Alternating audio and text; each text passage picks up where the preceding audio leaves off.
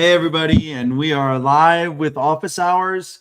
I am coming right out of a Mastering LinkedIn webinar with the USO team. We had 7 watch parties, probably about 150 people attending live outside of those watch parties. And so I am in a higher military t-shirt and a little worn out. So if I say anything a little wacky, bear with me on this one. So for today, I'd like to first thank our sponsor, Heritage Roofing and Construction. They're a roofing construction company down in Texas, and they have a really incredible role, account management type role. Basically, there's a little bit of sales involved. It's all warm leads. A weather event happens. They know there's damage to houses in the area, sheds, fences, whatever it is, and you go out in a really cool truck.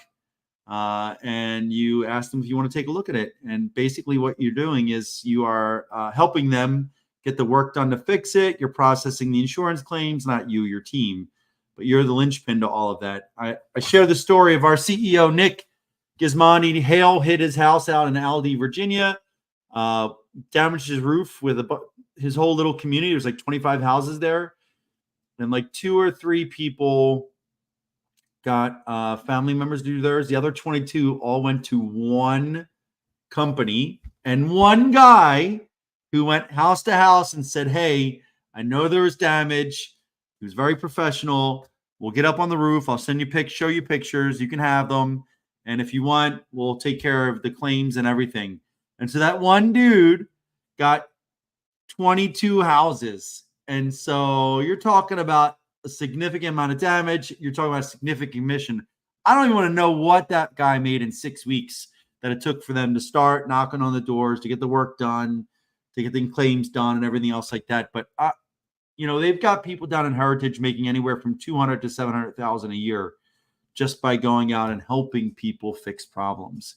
And so if you're considering a career in Texas with a lot of range, I would reach out to Lucy Robinson or Amber Pitkin, or send us a note and say, hey, we're interested in one of those Heritage construction roles.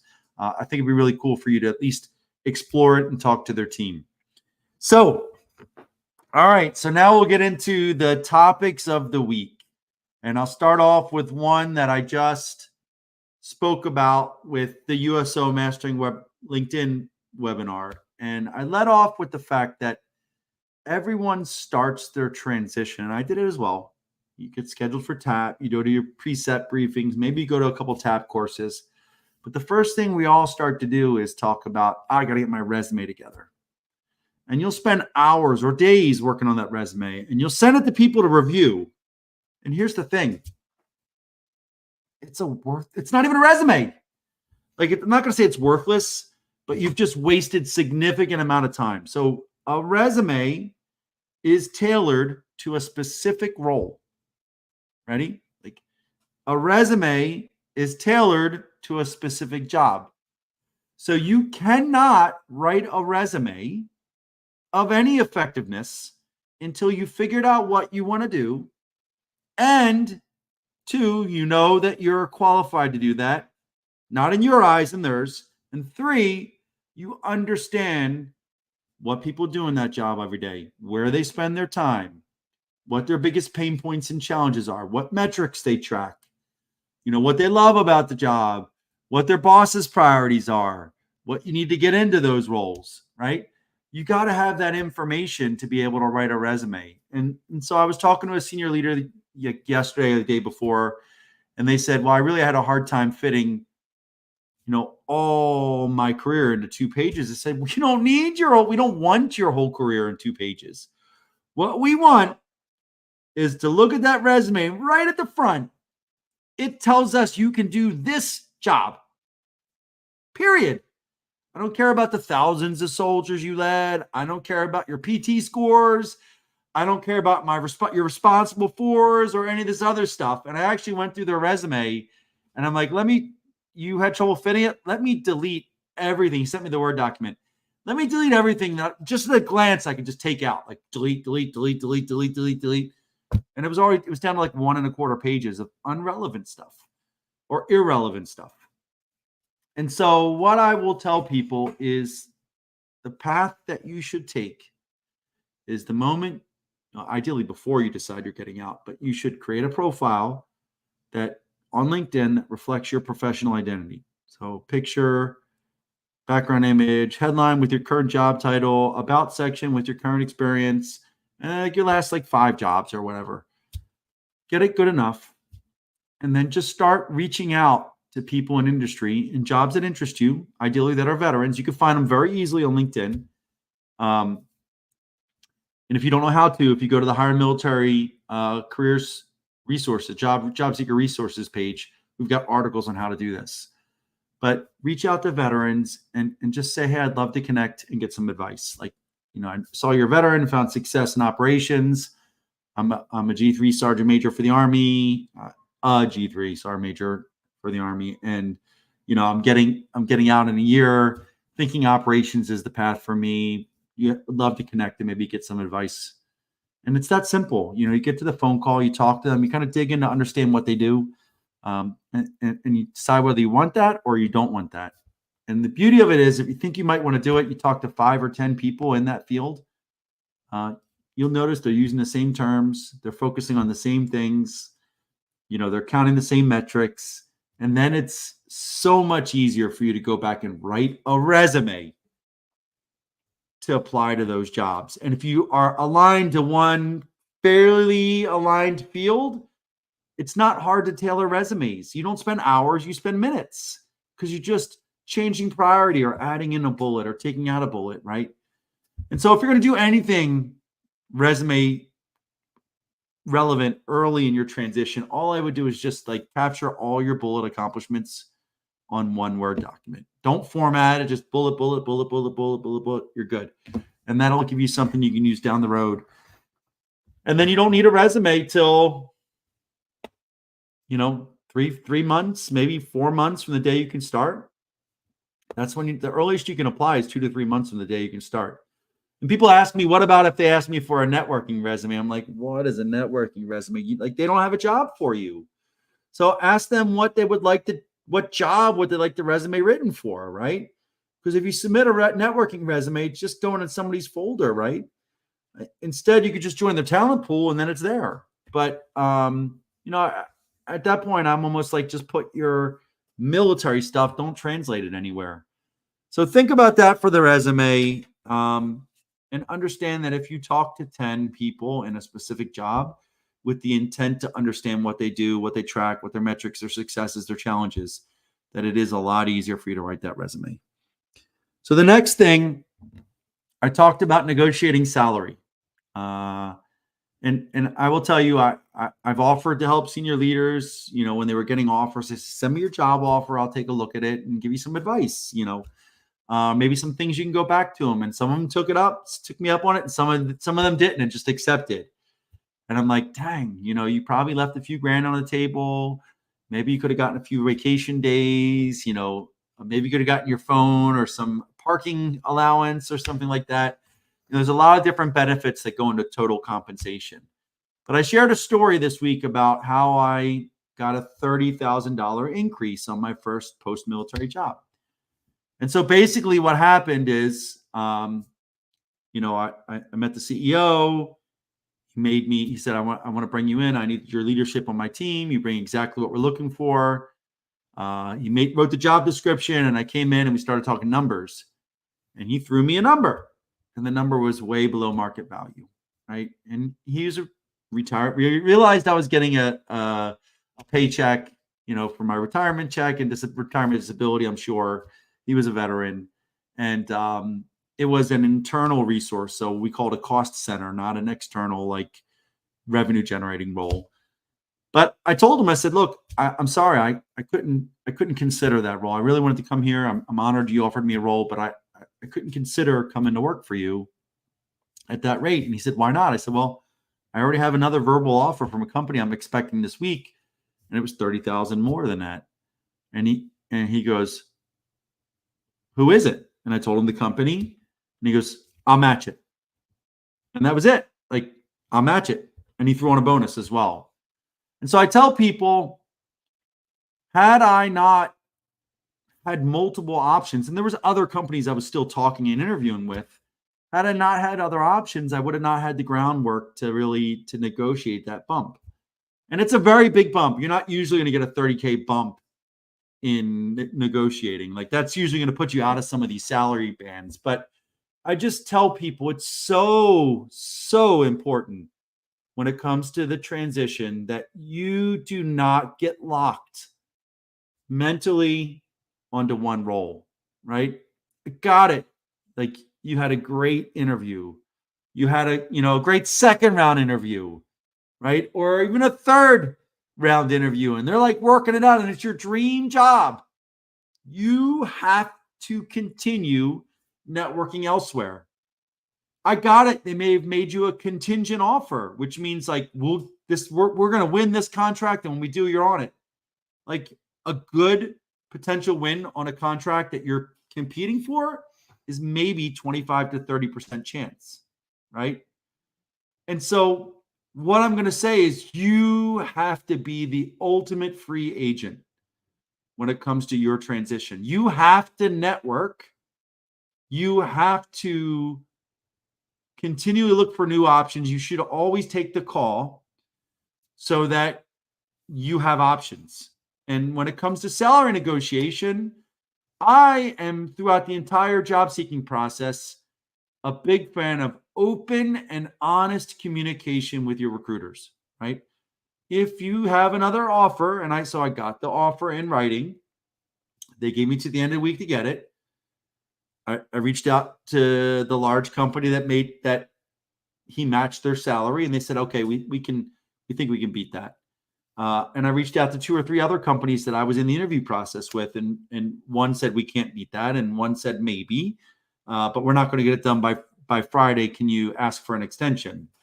And ultimately, I went with the first company. But you got to have these options. And so I see way too many service members get locked onto a target company, get locked into that good feeling, get locked into the dream of what something could be, and it doesn't happen, and they're stuck because they just gave up 2, 3, 4 months waiting for something to happen. So just make sure that's not you. While I'm here, if you have questions, please drop it into the comments.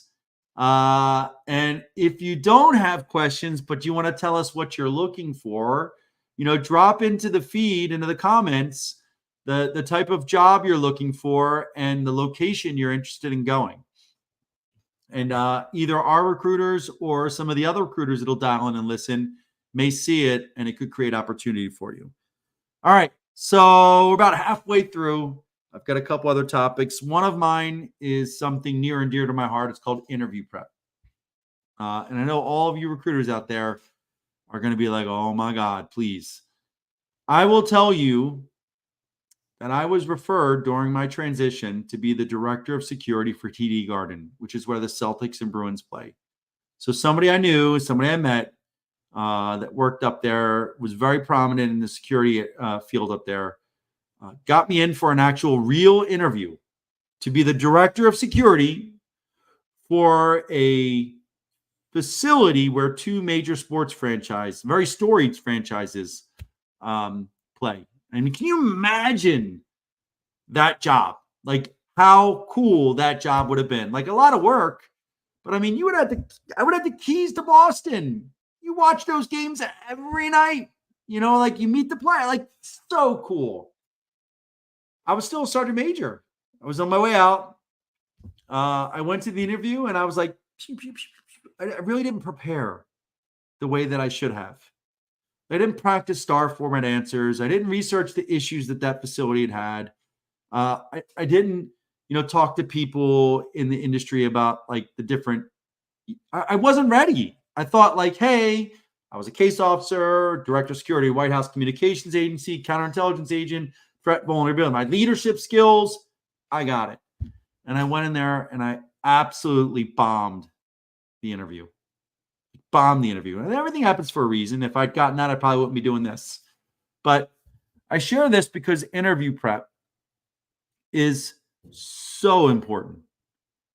You get to a real interview, the next phase after the recruiter, you have already been identified as someone that is the best candidate. And now the recruiter's looking, like the hiring officials are looking to say, like, is this our person? And these could be life-changing opportunities. So what I'll tell you is that, I did a 10-step one. I'm not going to go over all 10 today, but you can go to my activity on my profile and see the interview prep 10 steps.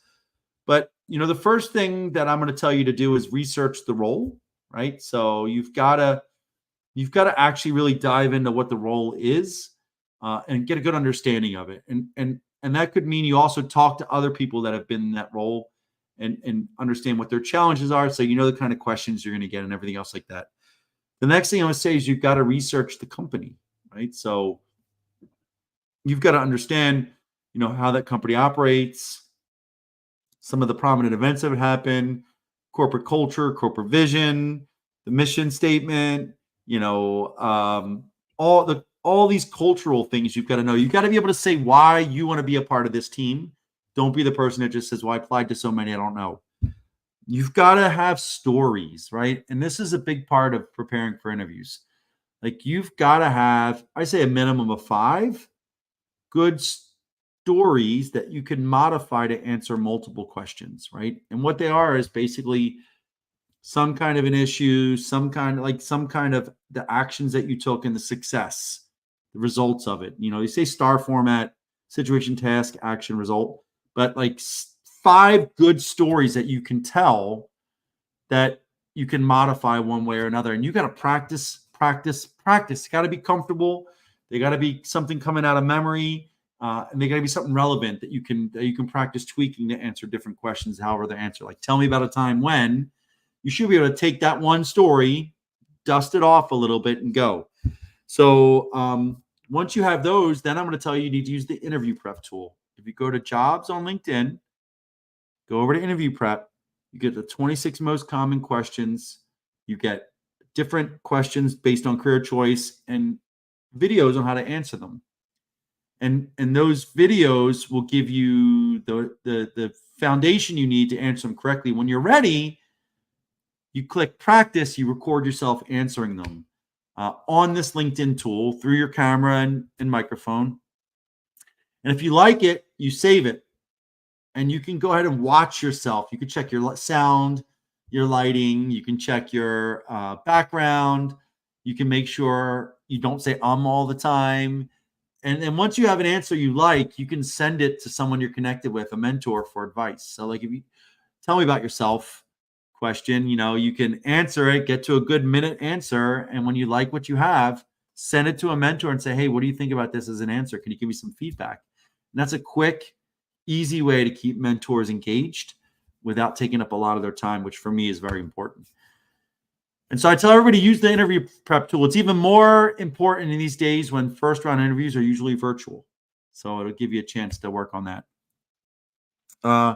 Then you got to think about your questions. A lot of people teach, like, have your list of questions out or memorized. I think you could have 1 or 2 kind of catch-alls. But for me, if the interviews, they ask me a question, I answer, they ask, I answer, that's not a good interview. Like, there's got to be like conversation involved. And so for me, my questions come out of trying to better understand that hiring manager's expectations for the role. So all of my questions are going to be job related, right? All of them. You don't ask for hybrid or telework or money or time off or whatever. Like, you don't ask that then. Like, you ask about, like, hey, what are your expectations for the first 90 days? What are the signature tasks you need done in those 90 days? Or, hey, like, can you talk to me about the team that I'll be working with? Can you explain each one and what they, you can go into these questions and you can ask follow on based on what they asked you, right?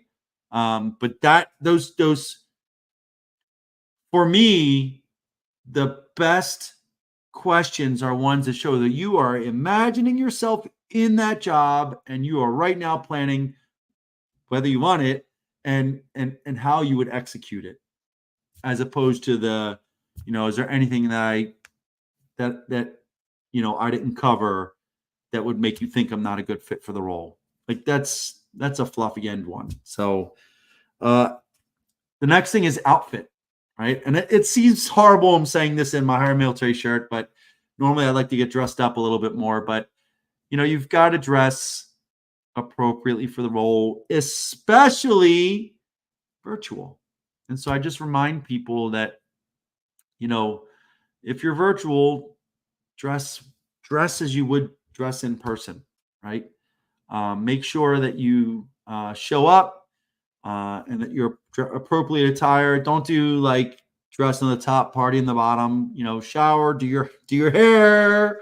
Get dressed in your nice, appropriate clothes, just like you would for going into in person. You will feel better, you will look better, and you will appear to be more prepared. And then the last one I'll do on this, there's two or three more, but the last one I'll do is just about follow up. And follow up is where most people screw up so much in the transition. But for me, I will follow up with every person I interview with. Within about a day afterwards, not right afterwards. I will send them a quick note thanking them for their time, and tell them I really appreciate the opportunity. I would love to be a member of their team. It doesn't have to be a lot. And that includes recruiters. If it is something I'm really passionate about, I will send them a handwritten note. I did this actually for EY early on in my transition, and then I took another job, and then I ended up working at EY a year later. And I had sent every partner that I interviewed with.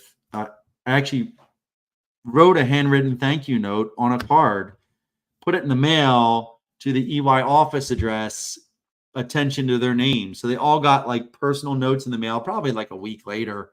But they all got personal. Every one of them came back to me, and then they checked in on me. And honestly, they're still friends and mentors to this day. So you can do that, or the next best thing is you could handwrite a note, take a picture of it, and attach it to an email and send it to them, right? That way you get past, like, if they're remote or you don't know where they're going to be, you can do it that way. Just, to me, it's a little extra class, shows a little extra effort. So go ahead and do that. And then meeting qualifications. This is a new topic. I had a JMO. And for those who don't know, JMO is a junior military officer, so company grade officer, typically around an 03, 4, 6 years in, maybe 8, but, reach out about a job in the Big Four. They were looking at a manager role in human capital consulting.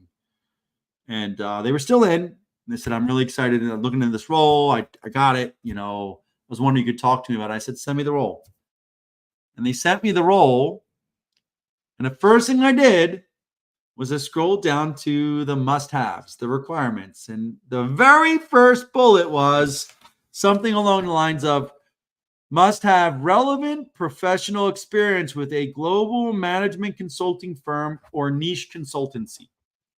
That was the very first one. And the second one was must have 6 to 9 years of experience and it listed like org development or like but these are like highly technical human capital skills that companies are going to pay top dollar to bring consultants in to fix for them, right? And so I went back to I copied that and I sent it back to the JMO, and he was wonderful, and he's going to be fine. He's going to do great. He handled it well, and I said, tell me when you did this.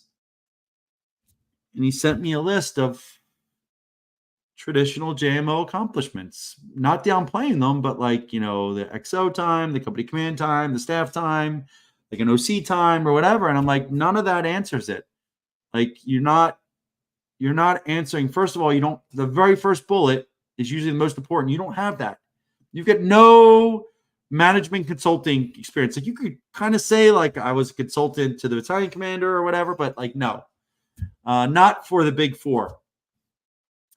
And then the second part was you don't have the 6 to 9 years. And I said, look, the idea is with these, the Big Four is that companies are paying them top dollar to send like, wow, people with advanced degrees and very specialized experience to fix things they can't do in person. And so, what is your resume going to look like when I hand it to Fortune 500 ABC Corp and say, this is the guy that's going to fix it for you? Are they going to be like, wow? Or are they going to be like, what is this? And so, I kind of talked them through that. And then I said, honestly, like you're earning these certs, you've got a great degree, like you're working through this. Your better bet is to start off as a senior, which is where I would think a senior consultant would be about where a junior military officer, JMO, would typically start off. I think a staff or a senior position. I'd like senior. It's about 2 to 4 years of experience in consulting. And I said, and you can get into the human capital arena and build it from there. You'll get experience working on other projects. But they expect coming as a manager is going to be really tough. And I just told them to focus on building relationships in the Big Four. I've been out for 4 years, so like I can tell you what I experienced, but like you got to talk to people in the Big Four right now. And so he said, great, he's going to work on it. And I honestly believe he's got a good shot. He had all the right, like a lot of people would take that as a negative. They have a hard time when they say, well, yeah, you're not qualified. What? But he took it really well, and that's kind of what you're looking for that career field. So I'm excited for him, but I'll just tell you all, you have a couple things. You have to look at the job description, the must-haves. They're usually listed in order of priority, and if you don't have the first thing, if it's not abundantly clear that you have the first 1, 2, or 3 of them, like you can throw in a resume, but you're probably not qualified unless you know someone that's going to vouch for you. And so just think about that and how you can articulate that. And that's where the power of a network is in. One of my buddies was a EVP COO for like a $400 million company, $400 million a year company. And they were hiring like a CHRO, and he hired a retired HR warrant officer to fill the role right out of the military. And I was like, what? He's like, and he said, like, I know him. He is an ultra high performer. He will kill it. He doesn't have these couple things right now, but he can learn those like that. Like, this is the kind of guy I need. And the guy's still there and killing it. He wouldn't have gotten that job based on his resume alone. So just keep that in mind when it comes to relationships. And then the last thing, and then I'm going to try to end on time, is, people don't realize this. I'm an introvert. So I'm going to probably shut down after this because I had a webinar, 2 events in one day. But the thing about social media, the thing about LinkedIn is I want people to realize you can say I don't like it. You can say I don't want to do it. You can say I'm an introvert as an excuse, but it doesn't remove the fact that the people that have networks and the people that build networks will be a step ahead of you the entire way. The world revolves around who knows you, relationships, right? And so what I tell people, and something I learned myself, is that the beautiful thing about connecting here on LinkedIn is that you choose how often you engage and how you engage. And so you can spend your time and energy on the things that are important to you, and you can do it enough so you get accustomed to it, and it gets easier, but not easy. And then just alternatively, you've got to manage your battery. So this weekend I was worn out. I had a bunch of events last week, and I just shut it down this weekend. I went to the gym a couple times, I took naps, did some shopping, things around the house. So like, I just want, you can't just say you're an introvert and not do it if you want to find your success. This is a life skill, this networking, relationship building. And I hope all of you realize that and put the appropriate effort forward and do it. So with that, I will encourage you all to check out hiremilitary.us. We've got a talent pool. You can join a SkillBridge talent pool. You can join a jobs talent pool. We've got lots of opportunities. I encourage you to follow Lucy Robinson. She shares a lot of our roles. She's awesome. You can tune into our hot jobs every Tuesday at 2 p.m. And what you'll notice is that we are always moving forward to help service members, veterans, and military spouses find meaningful careers. Thanks a lot, everybody, and I will see you next week. you.